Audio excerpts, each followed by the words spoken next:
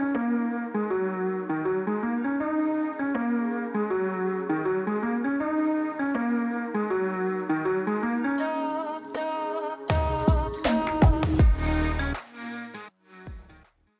up, everybody? Welcome to the Real Alaska Podcast, and I'm your host, Justin, and my trusty sidekick over here.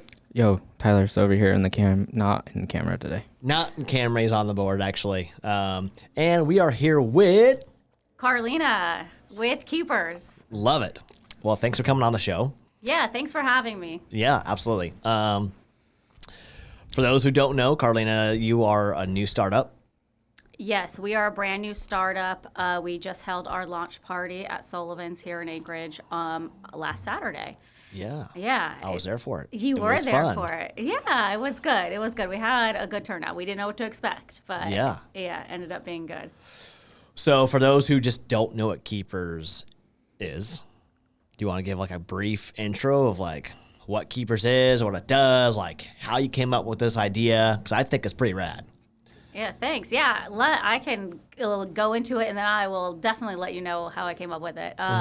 So Keepers, what we are bringing, we're really filling in the gap in the short-term rental market and the housekeepers. And so we are completely covering this entire pain point that is one of the largest pain points as a short-term rental owner and a host of any short-term rental owner. And how I came up with the idea is I had the actual problem as a short-term rental host and not being able to find reliability around housekeeping and spending a ton of time on the housekeeping side of things, whether it's just making sure they show up if they can show up, finding a backup if they can't show up, and then if that backup can't show up, finding another backup. I mean, it just, you can continue it's like a domino effect once that starts to happen.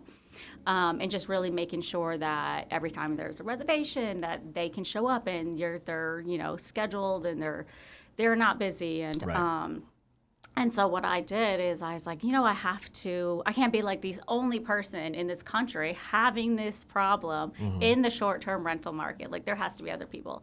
It just can't be Carleena in America with this issue. So I just started reaching out to people across the country, just sending them like spam messages across Airbnb and VRBO. Sorry, people. But just, asking, kind of making it to where I was like, I'm looking at buying an Airbnb in your area. Right. Can you give me some details? And, what's your problems and what do you do for housekeeping? And a good 84 to 87% of them were like, well, housekeeping is our biggest challenge. And so that challenged me. And I was like, you know what? Okay, there is other people across this country, because out of the hundreds I have reached out to, most of them have this problem. And so I set forth and decided that I was going to resolve this problem. And I did it by just starting up a company and creating a beta app and really focusing and taking a deep dive in the entire short-term rental market. And I might be like the leading expert of the U.S. short-term rental market now. Don't quote me on that, but I like to think I am. Yeah. I mean, that's what entrepreneur business owners do, right? Solve a pain point for someone. Yeah, absolutely. And just being in the property management world for short-term rentals, housekeeping is definitely one of our pain points. So it's cool that you're providing a resource for people to obviously have kind of solve some of those solutions. And some of our keepers, are housekeepers. Keepers. I'm already using the term now. You Look are. at me. You see, you're hooked. It was that awesome presentation. If they only work for a few people, sometimes it's inconsistent work, right? Yes. Yeah, and that is it is all around the country that these housekeepers that maybe, and not only is it inconsistent work, a lot of them are struggling where to get more jobs and to really fulfill their need as far as income and their calendars and their schedules. Yeah, so I mean, it's kind of a problem for them as well. So we have two pain points on both sides of this dual-sided marketplace, right? So it's like the Uber of housekeeping. It is. That's exactly. It's the easiest way that I can explain it to people is that think about Uber. Well, we are the Uber of housekeeping because these housekeepers now, we've given them their ability that they're their own boss and they can maintain a schedule that fits their exact needs. And the potential for them to earn even larger income is there. And, you know, it's been, sorry, I can ramble on forever. Fire away. Let people know. Super exciting stuff. So. Yeah, no, it is. And you know what was interesting? So I had this giant assumption around the whole housekeeping side of things. Not only do housekeepers, they want to make more money. I mean, everybody wants to make more money, not just housekeepers, but I think it's been this job that hasn't been looked at as like a glorious job, right? But it's a hard job. Like how turning over properties in just housekeeping in general, it's a hard, strenuous job. It's not to easy. Do that. Yeah, exactly. It's not passive what they tell you about. Definitely not a passive income. It's a very active income, you know. It's, I mean, you're running a hotel. 100%. Yes, exactly. And so, so I went into this whole thing with this huge assumption. I'm like, people are just going to, because we're opening up to the gig economy. Like we are we're this gig economy company now, right? And we really want it to be resonated like that. We want people to understand that. Right. So we just started putting out like job postings and just informing like this is what Keepers is, this is what you're going to do, this is what's expected. You're an independent contractor, and you know you can do whatever you want. You can fill your schedule however you want, as long as this property is clean before the individual has another check-in, before the host.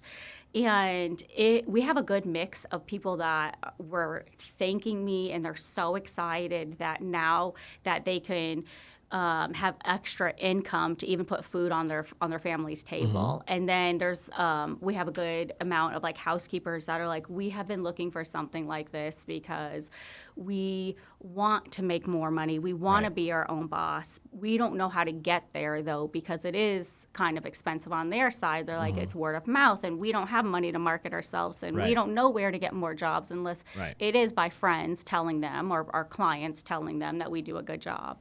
And so it's been rewarding in that aspect, that I feel like we're helping people as well. And I don't know if that's the right word, helping, but I mean, it's just nice to know that people feel like they have somewhere they can go and do this. Yeah. I would call it helping, right? Yeah. I mean, 100%. Yeah. 100%. It's you're providing and helping. Yeah. It's a great way to put it. Yeah.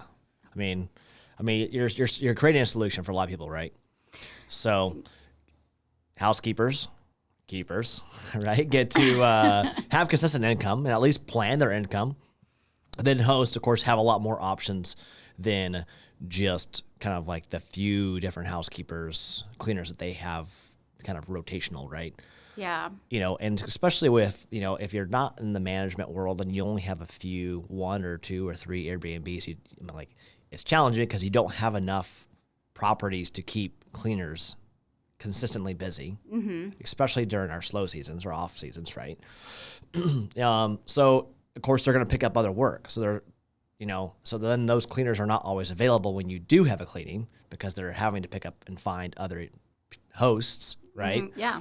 So then all of a sudden you're having to find backups upon backups upon backups and like do this whole like juggle, and it's a lot of work, you know, of just trying to keep track of all those different cleaners to see who's available, right? Yeah. Group text, all that stuff, right? We were there, you know, originally when we first started, but now that we've got quite a few, we just don't have as much of the issue because we can keep cleaners busy all the time.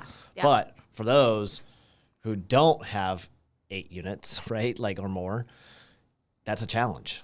Yeah, it is a challenge, and that's what we have, you know, found out through all of this, talking to customers and clients and everybody, is that a lot of them were just relying on one housekeeper, and the huge pain point did come in when that housekeeper couldn't show up. Yeah. Because there is so many hosts that they don't live in the city that they own the property in, or as well, or even the state. Yeah. And so once that is a point of failure on them, it's a huge point of failure and a pain point for them.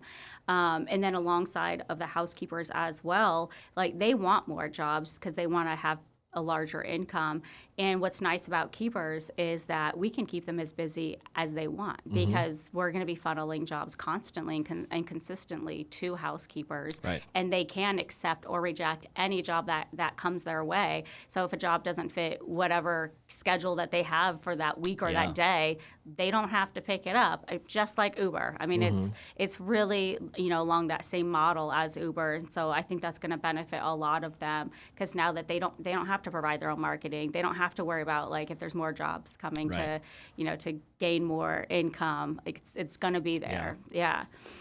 So are you going to have like a review thing built in for host and keeper? Yeah, good question. Yeah, and we will. So host, they will be able to be reviewed by the housekeeper, and then the housekeepers themselves will be able to be reviewed not only by the host and the interaction like with the host and how the host feels that whole process went for them and that housekeeper, but as well as the guest that is checking in to that property can review the housekeeper that cleaned it for them to arrive because the housekeeper that cleaned it, like they're going to provide photos of the end job to the property host.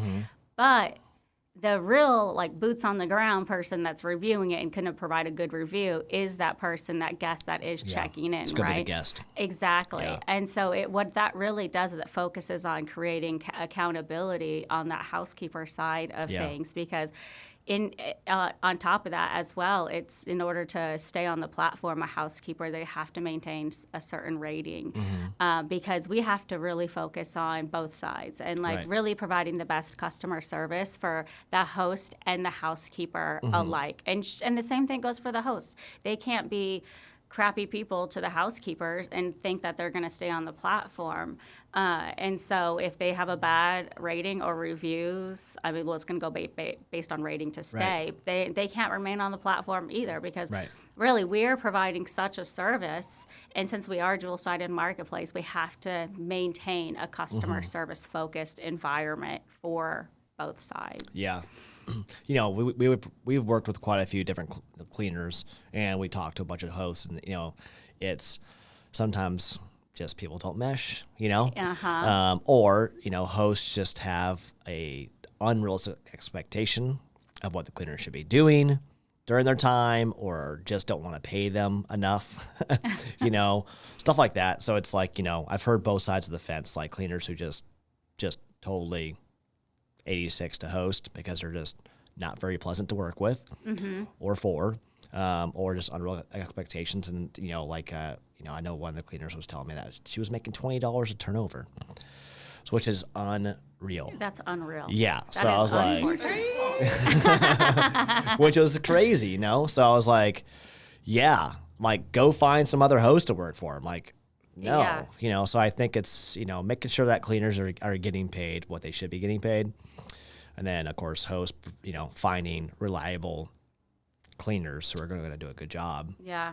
Yep. And that's one of our big focuses on that whole, the pricing consistency across the board because people don't want to haggle for price. I mean, that's just, I know everybody wants like a cheap cleaning or whatever, but we have to think about, I mean, these people are doing back-breaking labor by cleaning these properties and no telling how a guest left the property. Yeah. I mean, it could be a disaster. Could be. Or it could be that, they had to clean the property themselves before checking out, which we are eliminating that, by the way.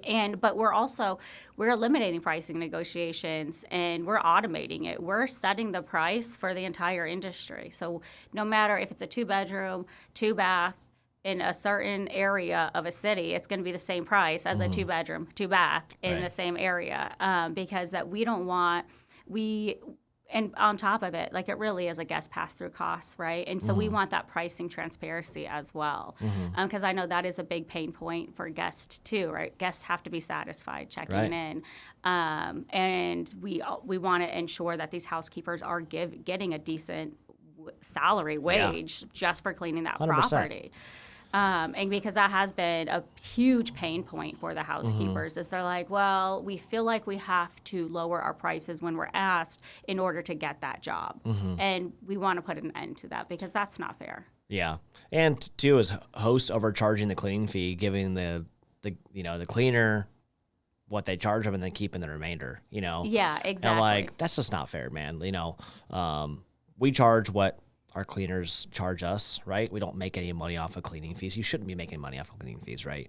Sometimes our cleaning fees are actually below what the cleaner, charges us, and sometimes we just have to push the net rate up a little bit to kind of cover that. But, I've heard some horror stories, so it's kind of nice to have a platform that kind of like helps automate that, sets pricing, kind of like takes out the taking advantage part of things. Yeah, it does. And then on top of that, like the housekeepers receive automatic payment too. Right. So I mean, there's no like waiting for Venmo, exactly, PayPal. Exactly, because Cut you a check. Yes, 100%. Like hey, you didn't pay me enough, or this Right. is what we agreed upon. Yeah. So you owe me $20 more dollars, or any of that. And the way that our model is, it's that the housekeepers, the keeper themselves, like they take the majority of that job cost Right. home. We take a small portion. And so we really are flipping the switch on what housekeepers are doing right now, and putting a big importance around them as well on that. Well, we've talked a lot about keepers and your awesome app. I'm really excited about it because I think this is definitely something that's going to grow, and I think it's going to be huge. So that's just my prediction. That's the goal. But Yes. like, Wait, can I ask the tough question? oh yeah, go. How do you make money Oh, that's a good question. with keepers? I just heard a smidge of it. So it sounds like you take a portion of the job fee? Yeah, so we take a small portion of the actual job cleaning cost itself. Okay. Yep. And so the cleaning cost is known as soon as the host adds their property to our platform. Nice. Yep. They're told this is what you need to put inside of whatever platform you're using. Okay. And that's how it goes. Yep. And then so that way the housekeepers know as soon as that they accept a job what they're paid as well. So truly like Uber. Truly Yeah, like I mean, Uber. literally, Yeah, exactly. Yeah. Awesome. Yeah. Yeah. So, I mean, it sounds like, just out of happenstance, you just kind of fell into this thing, right?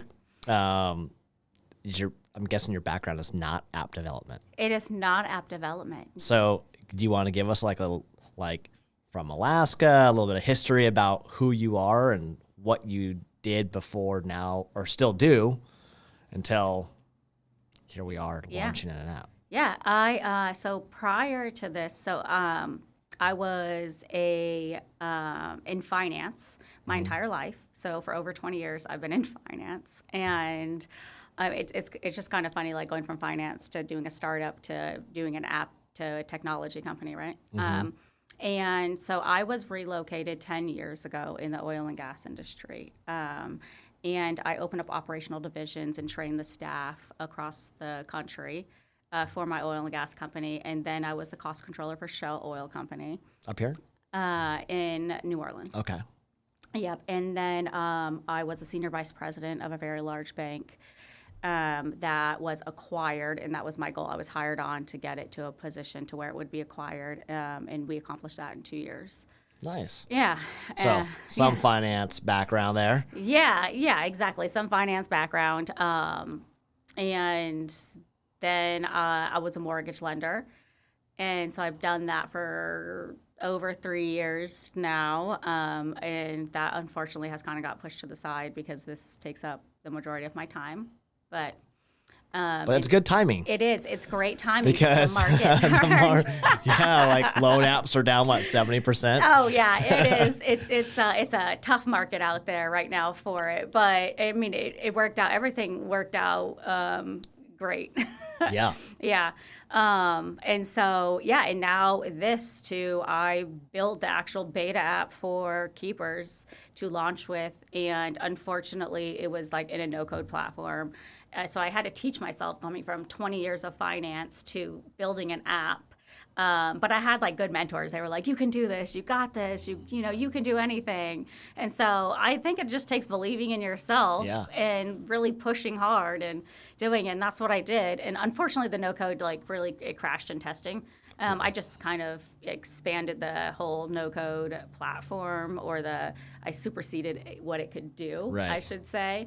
And now I have a CTO on my team who coded out the app, both sides of it for the host and the housekeepers themselves. And so, yeah, so I went Nice. from finance of over 20 years to now I own a tech company.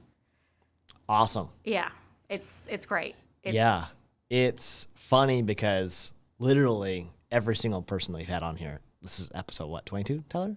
Yeah, I think we're at 22. So 20, yeah, 3 or 2. yeah, somewhere around there. Low 20s.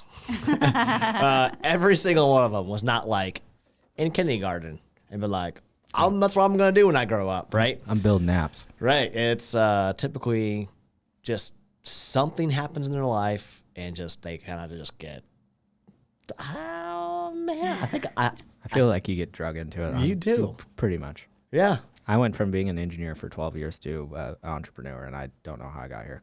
Couldn't tell you. Just it's like old school. Yeah. Just woke up, just What just happened? Yeah, I mean, honestly, like the best ideas are the ones that like it's a problem for Yeah, you, right? 100%. Yeah, and I mean, I feel like it really drives your passion as well. Like if it's a problem, you're like, I'm going to resolve this. It is fueling this fire I have now. And so that's what I found going through this whole process this year, because I have met so many great entrepreneurs, and it is amazing what they are doing and what fuels them, like the stories. Yes. And it has been an incredible year. yeah. It's that whole pitch, the whole pitch thing on Thursday. That was awesome to hear all the different startups and what they're doing, and kind of obviously seeing where they're at. Some are a lot more defined and advanced than others. But man, there's some really cool stuff like products and startups and companies. Well, there's a lot of awesome ideas born here in Alaska. Yeah, how about it's that? Like, impressive. how about them coming out of Alaska? Like, Yeah, Yeah. incredible. it is, and I Right, think I think there's a lot of dynamics changing in Alaska for that as well. I mean, especially for example, like G Beta coming to Alaska Right. to really have this accelerator for startups that wasn't here before. Like you had Right. to go out of state for any program like that. Yeah. And so to have a benefit like that provides access to mentors, it provides access to investors, and just a how-to, right? Right. I mean, it's remarkable, and I really do think people should know about it more and take advantage of it as well. Yeah, 100%. I mean, that's how we connected, right? Just through It is. Linda. Yeah, 100%. Linda was like, hey, I have this person, you have to meet him. And I'm like, yes, I will meet anybody. Yes. and it happened. And you're amazing. You're great. Oh, well, thank you. You're welcome. So, yeah.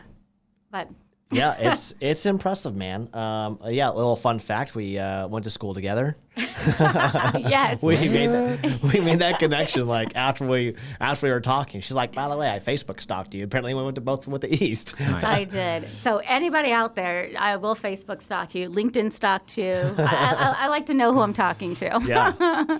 Luckily, I'm pretty easy to find. So Yeah, Yeah. I think, yeah, a lot of us are. We don't hide anything.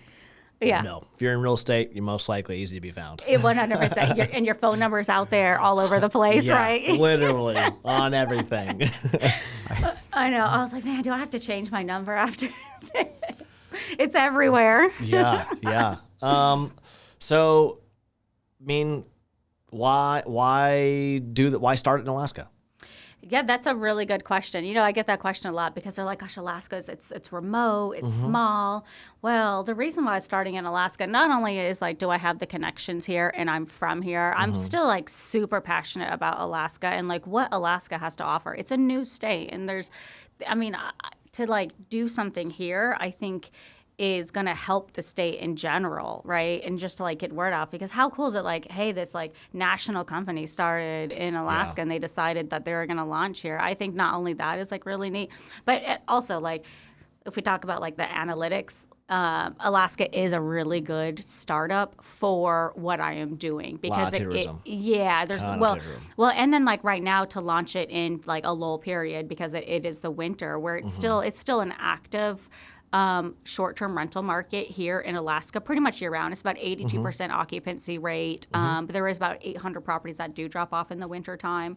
But we get to enter into a market, and we get to take advantage of having the smaller market and a tight-knit community, and really generating a ton of data to benefit all of our customers and users at the same time. And we get to learn and practice and go and grow into right before the tourism season here. Yeah. So I think that's going to be really beneficial as well. And I'm really excited as well because we have over 60 housekeeper users in Alaska in 5 cities right now. So I'm super excited to see that grow. Yeah. And because it will grow. Like people are, I think the excitement around it, I think just the word of mouth through other housekeepers, because we've had quite a bit that have signed up that are housekeepers like in hotels that are like, we make nothing almost, and so this is really going to help us out. Yeah. That's crazy that you already have 60, because I couldn't even find someone to clean my bathroom the other day. Yeah. I think that people are excited that they get they can work for themselves now, and they're not working this 8 to 5 being told what to do. Yeah, and I could see that being if you have all the hotel cleaners, that's going to be an issue for the hotels That in might downtown. be a problem. Whoops, sorry guys. Maybe you should pay your cleaner some more. Or we just buy the hotels. Yeah, right. There you go. Yeah. I mean, they're charging so much per night, they can afford to pay the cleaners a little bit. They can't afford to pay the cleaners more money. They're making $400 or $500 a night for a one bed. Yeah. Come on now. Yeah, and then there's nothing in it. There's exactly a bed and a bathroom, and that's it. And these housekeepers are making $12 an hour. Yeah, that's not much. I'd quit too. All. I would quit too. Sorry if I offended the hotel industry. We don't want to offend anybody as a startup in Alaska, but we really do want to make the importance that these housekeepers are very valuable. Yeah, no, they are. They do an incredible job. Obviously, for us, it's like typically it's one of the biggest things we get dinged on if someone reviews us, right, is cleaning. Yeah, 100%. It's probably the biggest review factor out there. Yeah. Typically, if we ever get anything below a 5-star, it's always due to something that's cleaning related. Yeah.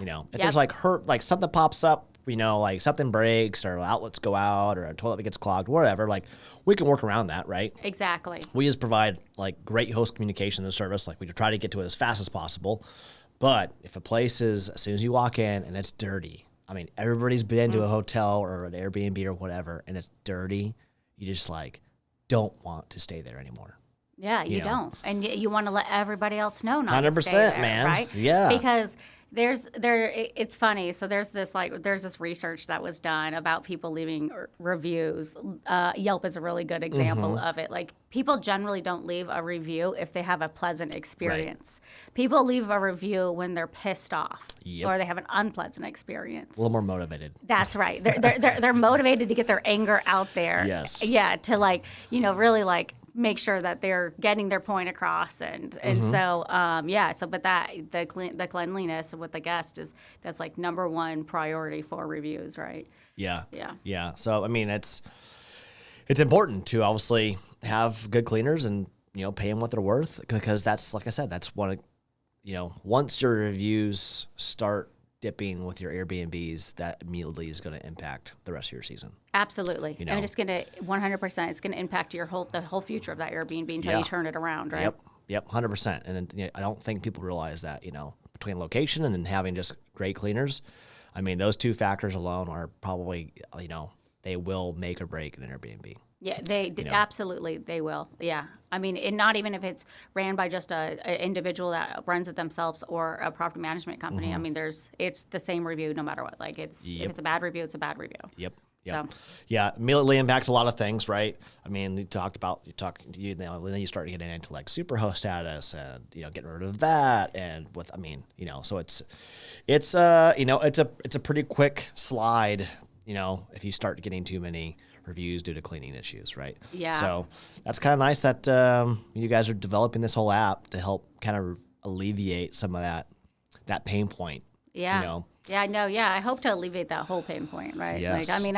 I hope that we can gain the trust of hosts and housekeepers alike to really have that pain point gone and away from them, because that's how it's designed. It's designed for the host to add their property and just us take that entire pain point off of them. Yeah. Because as soon as that reservation is created in whatever platform they're using for that, it sends a job notification to every housekeeper in the area. So, I mean, it's just so automated that they can just be add and done. Yeah. So I know you guys announced it at your app launch party, but when's the pilot program start? Yeah, good question. So the pilot program starts on December 1st. Okay, coming up quick. Coming up very quick. Yeah. This is why I'm so busy right now. It's right around the corner. And it's funny. So the property management company, because we are doing a very controlled launch, because like I said, data is really important, right? And so we want to make sure that we have this data in order to best serve our clients, customers, our user base. And so the property management company called me up yesterday, and they're like, is there any way we can start earlier, because we're having some issues around housekeeping? So I was like, I'm sorry. Like, we not are on quite this. there. Yeah, we're not quite there, but we're on this super tight timeline. We will December 1st. We're good to go. Yeah. Yep. Yeah, I mean, it's going to be cool. How long is your pilot program before you do like a full launch? Yeah, so we're anticipating maybe a month of the pilot program and then full launch. And that whole time, it would just going to be, like I said, it's going to be data, learning, adding to the app, adding functionality. And right now, the host side is like a web-based, but when you pull up on your phone, it looks app-based. And then the housekeeping is the actual like app, but those will be integrated into both app too. But this is since this is just like the controlled launch, pilot, beta, whatever you want to call it, MVP, we do have the ability to generate data that way a little better. Nice. Yeah. So host side, so full launch, I guess really kind of work like any new technology. You're kind of working out some kinks, the glitches, things going on a break. There's going to be a lot that comes up that we cannot even anticipate. Right. Yeah. 100%. Yeah. I know we talked for like a good length of time about just obviously from the host end. So from the host end, if I'm a host, I'm putting a property on, what does that look like? How do you determine what the cleaner is going to do? So the cleaner, it's funny because, one of the big pain points right now is that people are complaining that they have to clean their vacation rental that they're renting when they check out, and they're still paying these cleaning fees. So we have these magnets that go on every property's fridge. They're going to have a unique QR code for that for that property that just says like the end of cleaning your vacation rental is here. Like, you don't have to clean this when you check out now. Right. Like, we're going to take care of it. And so as long as, because we're not only just doing like short-term rentals, we're just hyper-focused on that industry to really resolve that pain point. But if an individual has their own personal residence that they want cleaned, they can add their property as well. And it will just be identifiable based on like, this is my primary residence, or this is a short-term turnaround cleaning on there. And so the housekeeper will be well aware of that when they do accept that job. So they know exactly what to do. Yeah. Yeah. I mean, the windows are going to be way different, Exactly. Way more flexible with someone's personal house versus a short-term rental turnover. Exactly. Well, and that's the thing too about filling up housekeepers' calendars as well. So because there is going to be this crunch time between checkout and check-in if there's same-day turnaround, right? But we also have the ability to, if it's not same-day turnaround, the housekeeper can clean it after that rush, another property that isn't having, the check-in on the same day, or they can clean primary residence homes as well. And we have some other verticals too, but I won't go into that we'll be able to fill people's calendars. Awesome. Yeah. Well, sounds amazing. Thanks. I mean, I'm super excited for you. Yeah, thanks. I'm excited. I feel like I'm going to get more excited when I get to the point of, okay, we're launched, let's go. But I don't know that, though, because I think my time's going to be even more filled up, because it's going to be like, oh, we didn't anticipate that, so let's create a procedure around it or something. There's a lot. I was on Brian, the CEO of Airbnb's Twitter a few weeks ago, and someone had made a comment like, what do you do if your Airbnb is an actual murder scene? Like, upon that. So I sent that to my team, and I was like, oh, we have to add this to the contingency plan. Like, what do you do? Yeah, that's a great question. Yeah, I'm sure the cops will help to 911. yeah.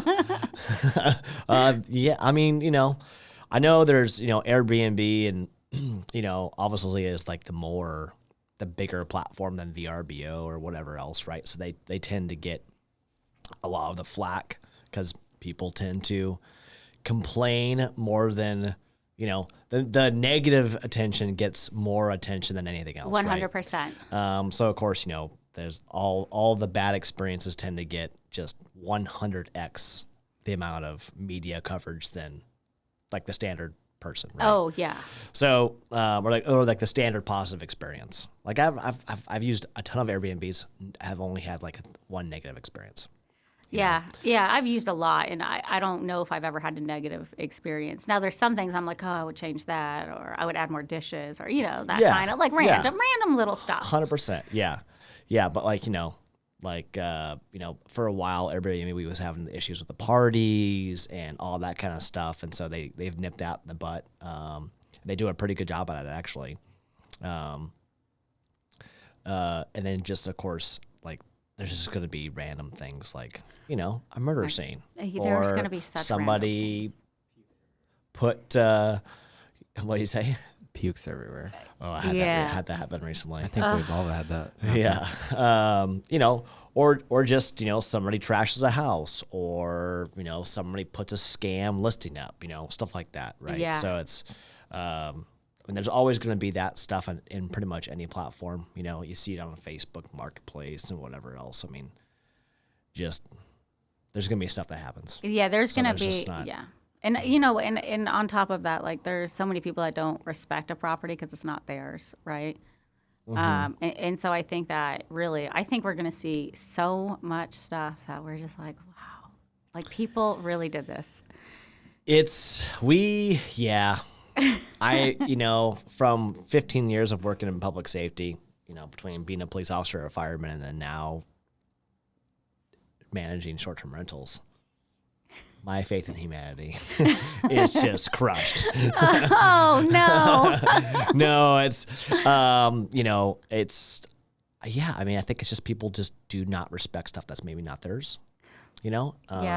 I think you're accurate on that. I'm just blown away.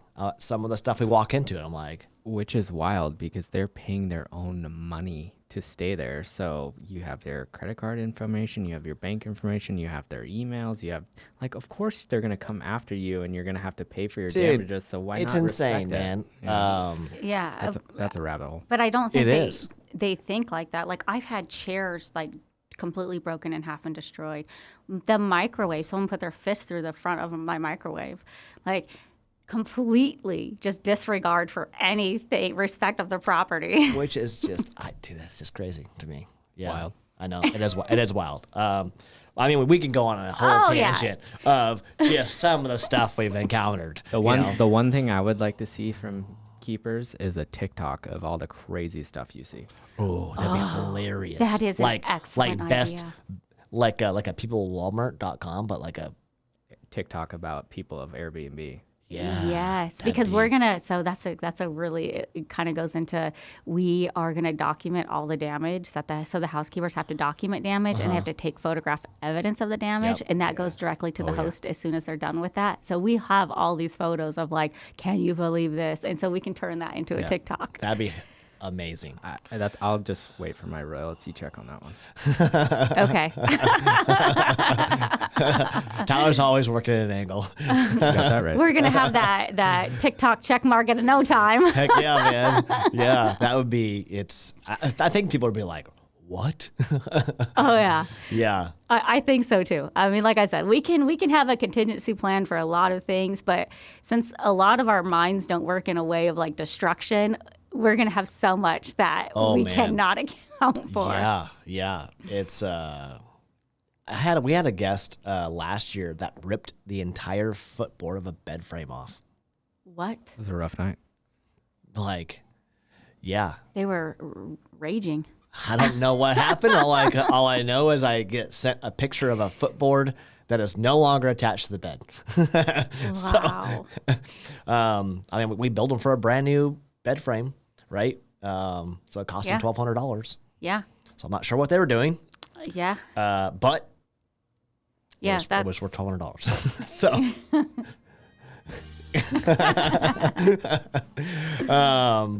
it's just stuff like that, right? We've had some stuff recently, but it's a deep, dark rabbit hole of stuff. I'd be really interested to see some of those pictures from these cleaners from around the country of like stuff they find. Yeah. It's going to be wild. I think Yes. it's going to be. Man. We're going to be TikTok famous.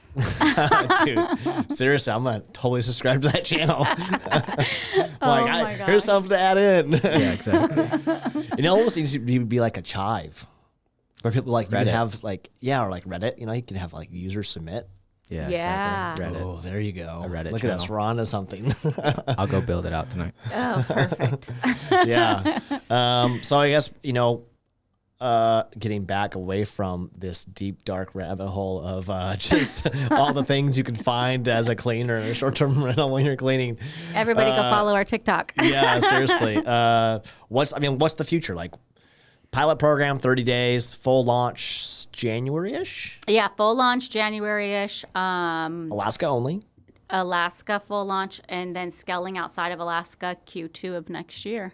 Okay. So we're looking, we've done a lot of data analysis, and so we have identified quite a few markets that we're going to enter into next. So hopefully we'll be in about 8 different states by the end of the year. What are those states so that I can start investing? Texas. Texas is a good one. Yeah, so we're looking at Texas. We're looking at Arizona, Nevada. For sure. Yep, Nevada, for Florida. Yep. So just a handful of those. Oregon, Washington State. What about Tennessee? So Tennessee, they'll be in the future sometime. Okay, Yeah. okay, So and it's not, it's funny because like a lot of people that are companies that come out of Alaska, they automatically think that you have to go like the Washington, Oregon, like the P&W route, Yep. right? And so we're like, no, we're gonna go where the market's telling us to go, and we've identified and we've Yeah. done this, and so we're just trying to be smart Right. as far as like scaling. Yeah. Yeah. No, that makes sense. I mean, you definitely want to hit all the tourism markets. Yeah. Um, Well, and like the high markets with like lots of short-term visibility, right? So yes, there's a ton absolutely. of short-term rental markets in the Texas area. Mm-hmm. And it's funny, like doing all the research, it's funny to see like what markets are thriving, which ones aren't. Some that I would have like assumed that were like huge markets, and they're not. So it's Yeah. it's quite interesting. yeah. Yeah. Is that just due to like just the like amount of Airbnbs or like short-term rentals available, or I like think just saturated markets, or I think there's a lot of hotel saturated markets as well. So like if you look, for example, I was like, okay, Reno, because some people don't like Vegas. They like to go to Reno. Reno is so hotel saturated that they have like a handful of short-term rentals. It was bizarre. Like Yeah. to me, it's bizarre. Like I would have thought that would have been a lot larger market. But and then you go to like a Houston, Texas, and they have over 10,000 in just Houston.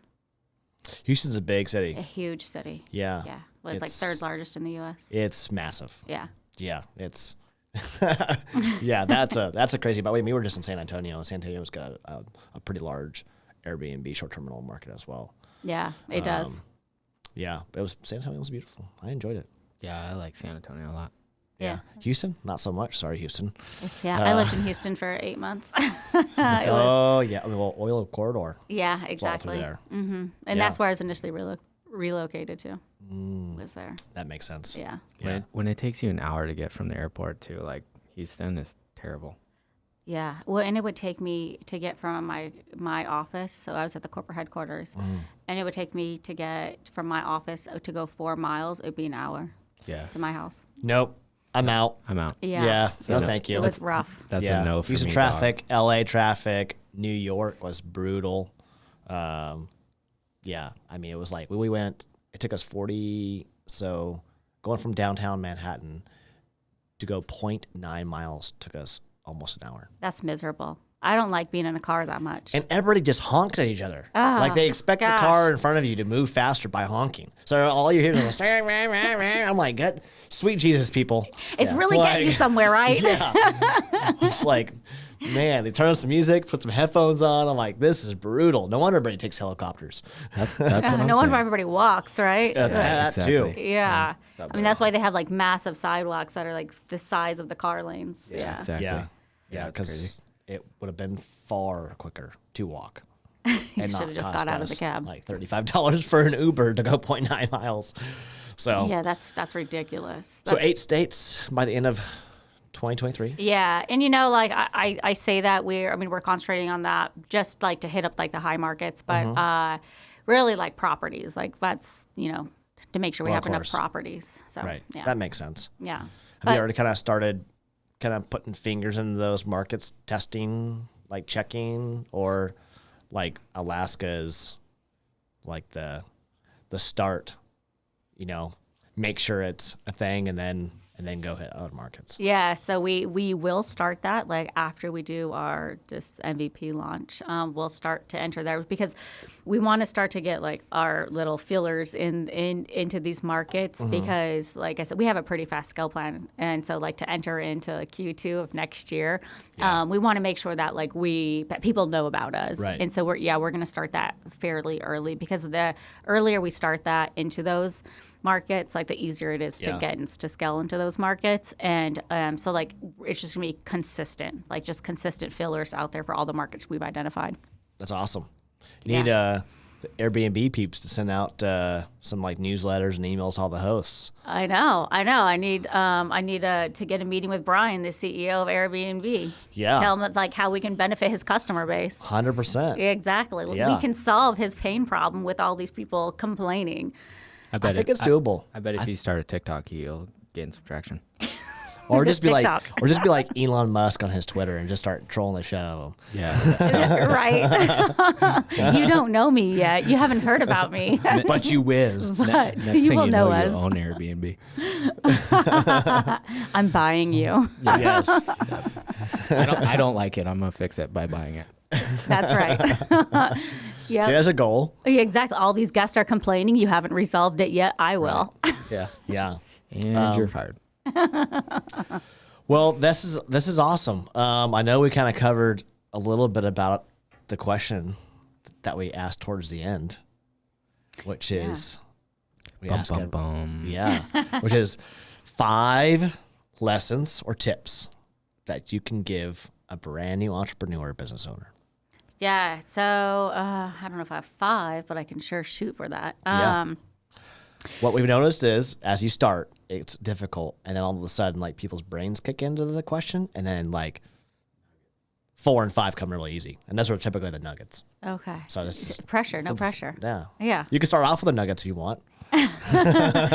No. So honestly, and I think we had talked about this earlier, is that I really do think if it's a pain point for you, you're automatically going to try to resolve that Yeah. and create something. And I know like a lot of, so there's, it's funny. So people are like, it takes a certain type of individual to be an entrepreneur. And I 100% agree with that. There's so many people that have amazing ideas out Yeah. there, but they don't know either how to start that up, to figure out how to get it off the ground, or what step to take first, right?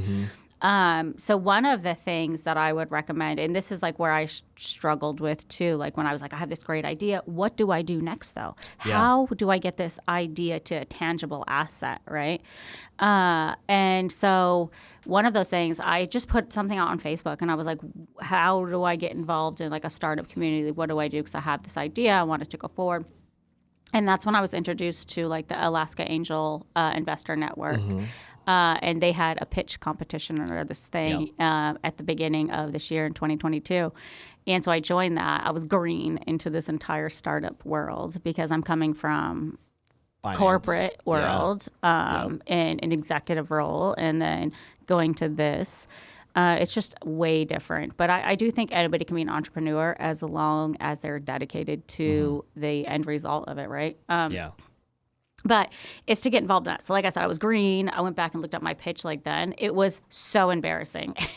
Gotta start somewhere, though. How did I produce this in front of people and like talk about it? But it was good because it got me to where Yeah. I needed to be. And so I think to not have fear to start and to just put yourself out there, you're going to have a ton of hurdles. You're going to run into so many things that you didn't even know existed in the startup world, and you're going to be like, oh my God, why the hell did I do that? Yeah.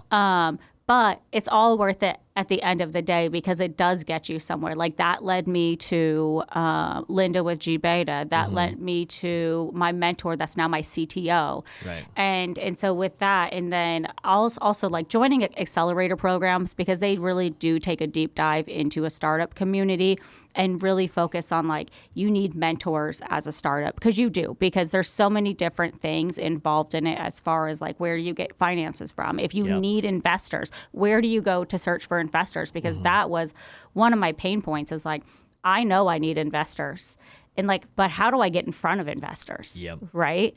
And so G Beta did that for me. Is they got me in front of a ton of investors. I did 28 pitches in 5 days. And It's pretty awesome. yeah.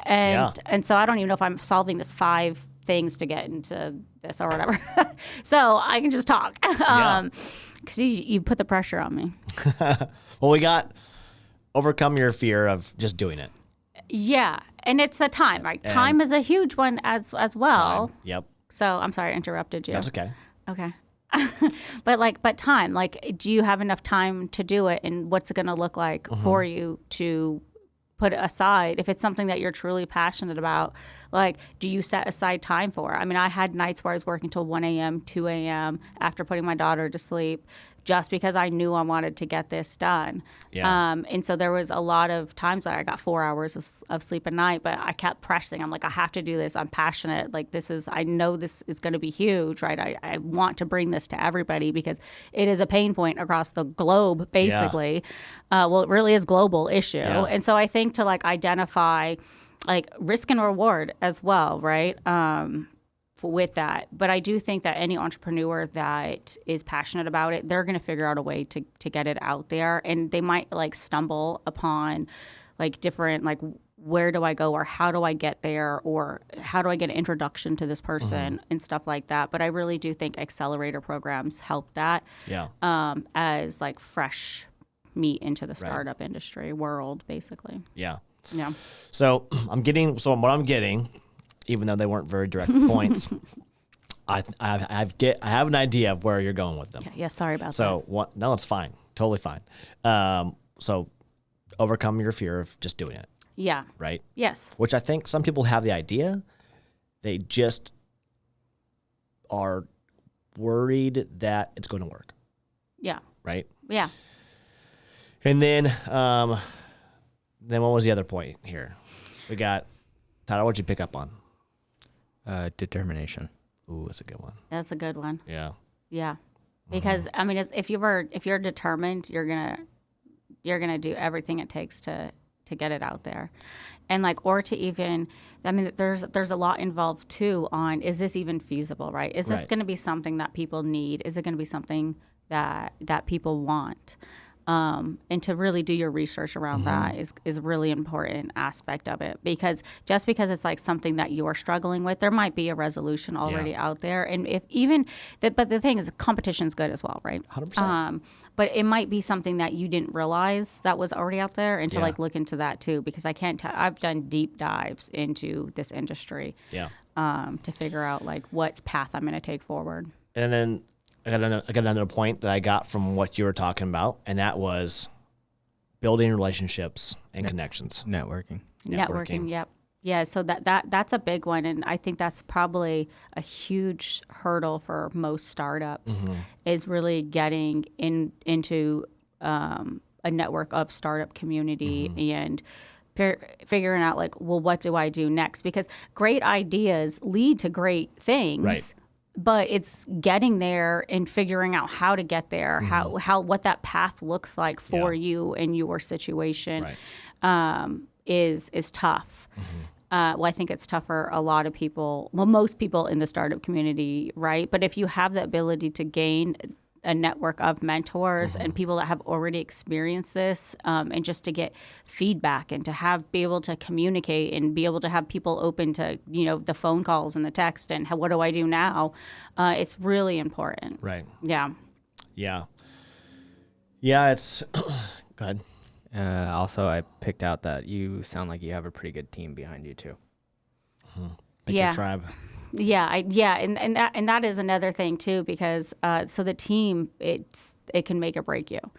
And what they say about like bringing on, let's say, a co-founder into anything, it's kind of like a marriage. Like you're kind of stuck with these people. And because I did this all by myself up until like September. Tyler's over here just smiling. It's true. I feel like I'm married to Justin 24/7.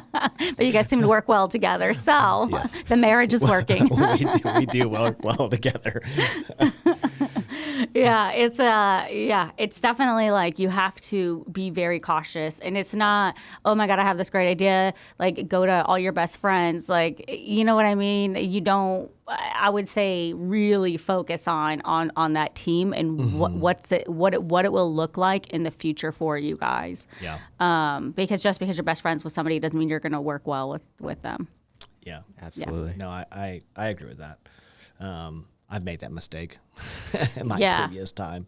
You know, and looking at someone's like what they've done is going to be a big determination of what they're going to do in the future. Exactly. And that's So- what I've had a lot of investors are like, you need to put your experience like center of everything, because I've met with X, Y, and Z type of people, and I don't have faith that maybe they can move a company forward. But you, like, I have faith that you can get this done. Yeah. And so that was like a big point out that I had from a lot of investors that when I was pitching to them.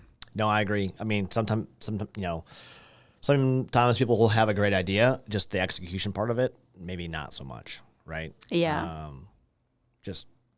Yeah. Yeah, and then I bet there's always those people that can surprise you as well, right? This I is mean, there's very some true. scrappy people out there. There are some scrappy, lean, mean people out there. Yeah. 100%. You know, yeah. And I think anybody that just has the intuition to be like, okay, I'm gonna do this. I'm gonna, create this. I'm gonna build this. That takes a special type of person. It does. Yeah. All gas, no brakes. Yeah, that's kind of like our unofficial motto. Yeah. I tell everybody like the fire inside of my belly is growing bigger and bigger every day. Heck yeah. You can see you're super passionate about it and excited. I'm just excited for you. Thanks. It's gonna be kick ass. So I think so too. yeah. Last question before I let you go. Where can people find you and Keepers app? Is it on Apple Store yet, or December? What was that? December 1st. No, so it is. So the housekeeping side of things, it's out there in the Apple App Store and the Google Play Store. Nice. Cool. Yep. So the housekeepers, we are onboarding them. And if anybody knows housekeepers, just send them to the Apple App Store, Google Play Store. Or if you want extra income, just they can sign up. They'll go through the whole entire onboarding process. They'll go through a background check, everything. Awesome. Well, that's pretty convenient. Yeah. Well, thanks for coming onto our podcast and kind of give us the scoop about Keepers and a Thanks little for bit of having your me. background. And man, I look forward to kind of seeing how fast you grow here the next 12 months. Yeah. Thank you. Yeah. Yeah. I'm excited. I'm excited for the future of Keepers. Yeah. Awesome. Thanks, everybody. Thank you.